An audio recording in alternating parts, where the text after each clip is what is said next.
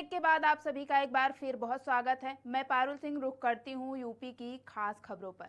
खबर बहराइच के मिहींपुरवा से है, जहां पहाड़ों पर हो रही बारिश से पहाड़ी नालों का जलस्तर अचानक बढ़ गया है। वहीं नालों के पानी से सरयू का उफान बढ़ा दिया है। बुधवार की रात सरयू का पानी मिहींपुरवा तहसील क्षेत्र के 2 दर्जन गांवों में घुस गया, जिससे इन गांवों में अफरा तफरी मच गई है। लोगों के घर में पानी घुसने से राशन और गृहस्थी का सामान खराब हो गया है। सरयू का जलस्तर लगातार बढ़ रहा है, जिससे बाढ़ का संकट और गहराने की आशंका है। मिहींपुरवा तहसील क्षेत्र में बुधवार की रात बाढ़ का पानी तेजी से ग्राम पंचायत बड़खड़िया, चहलवा, जंगल गुलरिया, सुजौली आदि के 2 दर्जन गांवों में घुस गया।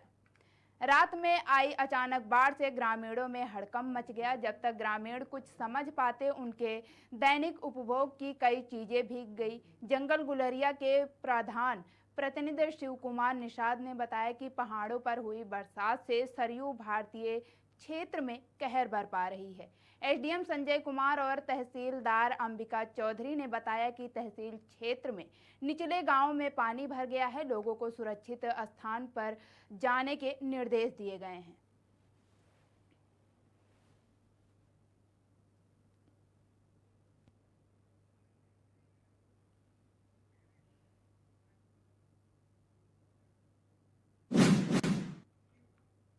अगली खबर बहराइच से है, जहां जरवल नगर पंचायत के मोहल्ला सराय निवासी मरियम ने पुलिस को तहरीर देकर बताया है कि उनकी शादी 13 दिसंबर 2023 को अयोध्या जिले के कोतवाली नगर के मोहल्ला दिल्ली दरवाजा के अरसाद के साथ हुई थी। आरोप लगाते हुए उन्होंने बताया कि 3 महीने पहले उनके पति ने अयोध्या की खूबसूरती के बारे में योगी और मोदी की तारीफ की थी, जिसके चलते पति ने मायके भेज दिया था। दोबारा जब ससुराल पहुंची तो पति ने उनका गला दबाया, जिससे वह बेहोश हो गई।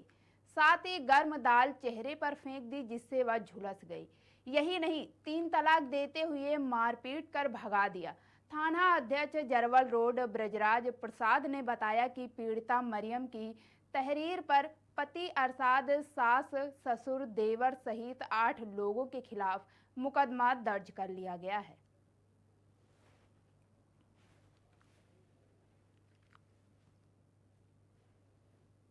जिला बहराइच के रहने वाले हैं और हमारी शादी यहाँ फैजाबाद से हुई है।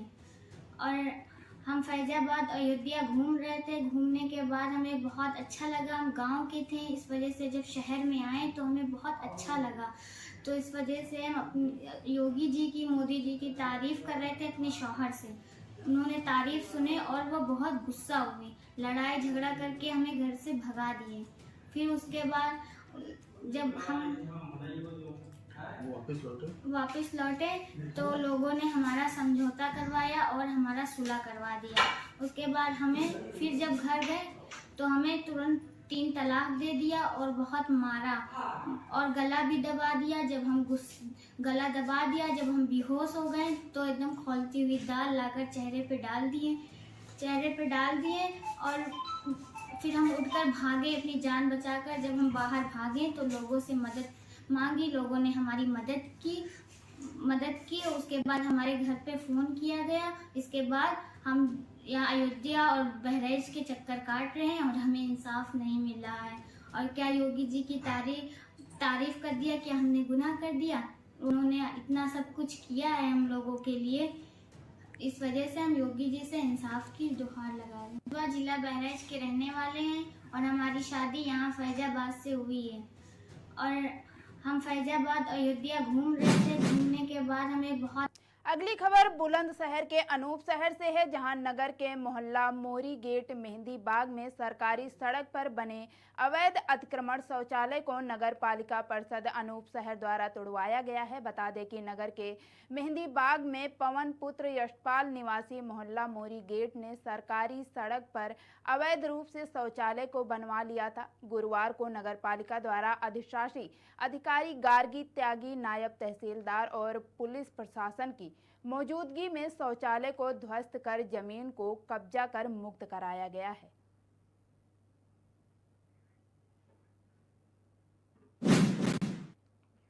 अगली खबर लखनऊ से है, जहां गोमती नगर में यूपी डीजीपी ने खुद परीक्षा केंद्र का निरीक्षण किया है और कहा है एसटीएफ, इंटेलिजेंस समेत सभी एजेंसियां परीक्षा सकुशल संपन्न कराने में जुटी हैं। पेपर लीक को लेकर अफवाह फैलाने वालों के खिलाफ एफआईआर दर्ज कर सख्त कार्रवाई की जा रही है। कहीं से भी गड़बड़ी की सूचना नहीं मिली है।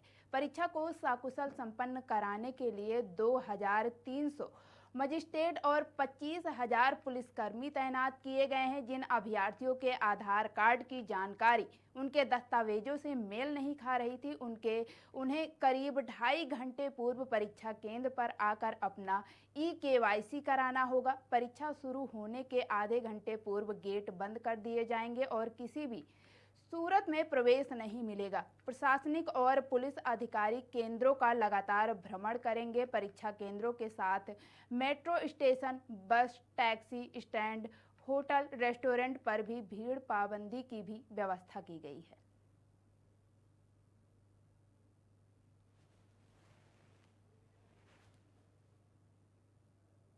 उत्तर प्रदेश में 60 लाख से ज़्यादा बच्चे लगभग 10 पालियों में परीक्षा देंगे। अभी तक जो हम लोगों के पास कंफर्म सूचना है उसके हिसाब से 48 लाख बच्चों ने के इस परीक्षा में शामिल होने के बारे में ज्ञात हुआ है और प्रदेश के 67 जनपदों में ये परीक्षाएं 5 दिनों में 2-2 पालियों में संपन्न होगी। आज प्रथम पाली की परीक्षा चल रही है। सभी जगह शुचितापूर्ण तरीके से परीक्षाएं प्रारंभ होकर सकुशल तरीके से चल रही हैं। सभी जगह हमारे मजिस्ट्रेट, हमारे पुलिस के अधिकारी लगातार भ्रमणशील हैं। ये पूरी परीक्षा एक लंबी प्रक्रिया के तहत की जा रही है और इसमें बहुत सारे स्टेप्स होते हैं, जैसे प्रश्न पत्र का भंडारण, फिर वहाँ से सेंटर पे पहुँचाना, यहाँ बच्चों को का आधार प्रमाणित करना और उसके बाद से सुचारू रूप से परीक्षा कराना। तो इस बार ऐसी व्यवस्था की गई थी कि किसी को कोई असुविधा नहीं हुई। शासन स्तर से और सभी अधिकारियों के स्तर से बार बार जिले के अधिकारियों को सभी चीज़ें बताई भी गई, ट्रेनिंग भी दी गई। उस कारण से ही ये परीक्षाएं बहुत ही शांतिपूर्ण तरीके से चल रही हैं। बाहर के प्रदेशों से भी बच्चे आए हैं, वो भी परीक्षाएं दे रहे हैं और शासन तथा विभाग शांतिपूर्ण तरीके से और एक स्वस्थ प्रतिस्पर्धा के तहत मेधावी बच्चों को लेने के लिए संकल्प है, जिनको आगे आने वाले 30-35 साल तक विभाग को सेवाएं देनी है और विभाग के साथ साथ जनता की सेवा करनी है। ऐसी स्थिति में जो लोग मेधावी हैं और मेधा का ही सम्मान किया जाएगा और जो लोग स्वस्थ कंपटीशन से इसमें आएंगे वो लोग विभाग में अपनी सेवाएं देंगे। सर, गोरखपुर में एक महिला सिपाही गिरफ्तार हुई है और जहां से भी ऐसी गड़बड़ी की सूचनाएं मिल रही हैं, सभी जगह एफआईआर की गई है और हम कठोर से कठोर कार्रवाई, चाहे वो विभाग के बाहर का व्यक्ति हो, चाहे विभाग के अंदर का व्यक्ति हो, किसी भी संगठन या संस्था से जुड़ा हो, हम लोग इस पे कार्रवाई करने में कोई हिचकेंगे नहीं। प्रदेश में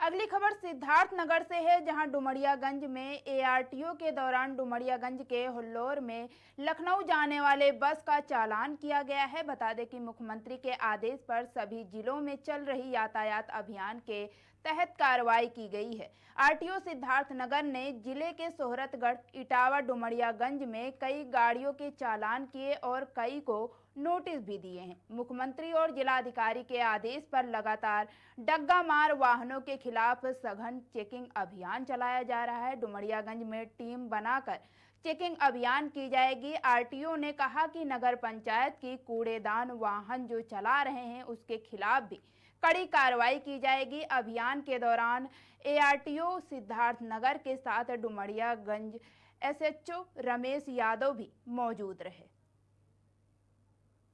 सिद्धार्थनगर जनपद में जितने फिटनेस फेल वाहन थे उनको हमने नोटिस दिया है और 2 संडे को जो है फिटनेस हेतु कैंप लगाया गया है छुट्टी के दिन और उसमें काफ़ी वाहनों का जो है फिटनेस कराया गया है। इसके अलावा हमारे यहाँ सभी बाबुओं को हमने स्कूल वाइज ड्यूटी लगाए हैं। वो स्कूल के प्रधानाचार्यों से मिल करके उनको जागरूक किया कि आप अपने गाड़ियों का ये गाड़ियां हैं और आप अपनी गाड़ियों का फिटनेस और परमिट कागज़ दुरुस्त करा लें। इसके अलावा प्रवर्तन संबंधी कार्रवाई में कल हमने 3 स्कूल वाहन का चालान और 1 स्कूल वाहन थाना मोहाना में फिटनेस फेल, परमिट फेल और प्रदूषण और बीमा फेल का हमने बंद किया है और आज भी। और इसके अलावा 4 गाड़ी फिटनेस फेल में अन्य गाड़ियों को बंद की है। आज थाना देवरुआ में 6 वाहन हमने बंद किया है, 1 जो है थाना डुमरियागंज में बंद किया है और 3 गाड़ियों का फिटनेस फेल स्कूल के वाहन और 2-3 जो है प्रदूषण फेल भी उसका हमने चालान किया। सर बात किया जाए सिद्धार्थनगर की तो चाहे आपका बांसी हो, कपिलवस्तु हो, सोरठगढ़ हो, इटवा, डुमरियागंज हो, किसी भी तहसील से लिया जाए तो वहाँ से दर्जनों बसें जो है मुंबई, दिल्ली, हैदराबाद के लिए जाती हैं। तो क्या किसी बस की परमिट होती है ऑल इंडिया जो सवारी भर के, लगेज भर के यहाँ से इस जिले से दूसरे प्रदेशों तक जाए? परमिट जैसे कंट्रैक्ट कैरिज परमिट होती है, टूरिस्ट परमिट होती है, ऑल इंडिया परमिट होती है, तो वो एक स्थान से पूरी सवारियों को ले करके दूसरे स्थान के लिए जाती हैं। उसमें सभी सवारियों के जो है सूची होती है, तो ये परमिट शर्तों का उल्लंघन नहीं माना जाता। अगर ये बसें अगर फुटकर सवारी रास्ते में लेती हैं, उतारती हैं, तो ये परमिट शर्तों का उल्लंघन माना जाता है। लखनऊ के लिए गाड़ियां सुबह 5 बजे से लेकर के और रात करके 5:30 यानी 8 बजे तक के चलती हैं रोज़, जिसमें आधे घंटे पे यहाँ गाड़ियां हैं। इनके ऊपर आपका विभाग क्या कर रहा है? ये इसी के क्रम में आज मैं आया और 2 जो है बसों का चालान किए हैं जो लखनऊ से डुमरियागंज आ रही थी, तो उनका मैंने चालान किया। जो ई रिक्शा आए हुए हैं, ई रिक्शा है, उनके ऊपर सर आपके विभाग के द्वारा क्या गाइडलाइन है और उनको क्या परमिट की गई है कि वो चलें? ई रिक्शा है तो मोटर व्हीकल एक्ट या किसी उसमें परमिट का कोई प्रावधान नहीं। तो और इस समय शासन के द्वारा ई रिक्शा का कोई टैक्सेज भी जब पंजीयन होता है न्यू ई रिक्शा का, तो उसमें टैक्स से एग्जेम्प्ट किया गया। सर जब से मुख्यमंत्री का आदेश आया है और जिलाधिकारी भी डग्गा मार वाहनों को लेकर सख्त हैं, आपके द्वारा अभी तक लगभग कितनी गाड़ियों का चालान किया गया होगा, कितने को नोटिस किया गया होगा?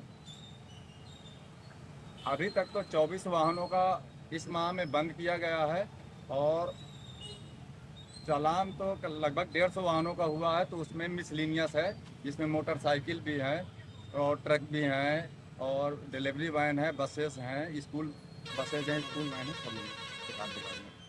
डुमरियागंज शासन क्षेत्र के नगर पंचायत भारत भारी डुमरियागंज बढ़नी चापा में जो फैक्ट्री के लिए जो मोटर वाहन की चलाई गई है, उसका अभी तक आरटीओ द्वारा नंबर नहीं मिला, फिर क्या करेंगे? नंबर नहीं, नगर पंचायत की जो चली गाड़ियां जो कचरा उठाती हैं या कोई भी काम करती हैं, इन नगर पंचायत की गाड़ियों पे अभी तक नंबर प्लेट नहीं लगे हुए हैं। इसके बारे में क्या विभाग ने नंबर अलॉट ही नहीं किया या वो लोग मिसयूज कर रहे हैं? नहीं, ये तो नगर पंचायत का इसमें उनकी जो है वो हमारे यहाँ गाड़ी कागज प्रस्तुत करेंगे तो वो हो जाता है। बिना नंबर प्लेट की गाड़ियाँ चल रही, वर्षों से चल रही हैं सर। किसी भी गाड़ी पे नंबर प्लेट नहीं, चाहे वो डुमरियागंज हो, इटवा हो, बढ़नी चापा हो, देखते हैं, संज्ञान लेते हैं, देखते हैं, हम इसमें कार्रवाई करेंगे। अगर इन गाड़ियों से, जिससे आपने कह दिया है कि अगर वो कागज़ प्रस्तुत करेंगे तो नंबर, अगर इन गाड़ियों से कोई हादसा होता है तो इसकी जिम्मेदारी किसकी बनेगी? क्या परिवहन विभाग ये कह के बच जाएगा कि हमारे पास इस गाड़ियों का अभी तक आया नहीं है? अभी तक संज्ञान में नहीं था। आप देखते हैं सिद्धार्थनगर